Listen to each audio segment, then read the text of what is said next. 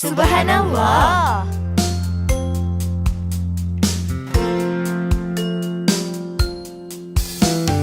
Tumbuh-tumbuhan sekeliling kita, ini semua Allah cipta.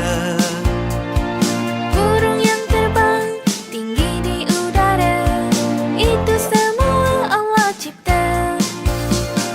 Pemberian Allah yang esa, untuk kita semua jaga.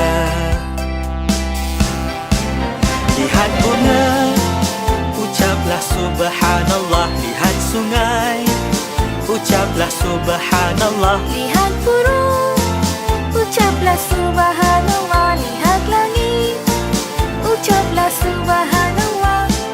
Semua Allah cipta, tanda kekuasaannya. Semua Allah cipta, untuk kita ingat padanya sentiasa. Subhanallah, cantiknya. Nak tahu tak? Manusia ciptaan Allah yang paling istimewa.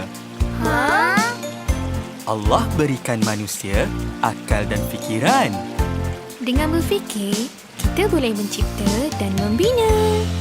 Jadi, Kita perlu ingat Allah selalu.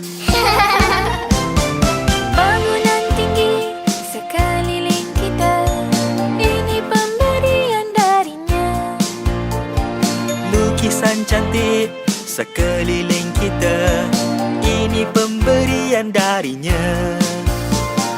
Pinjaman Allah yang esa,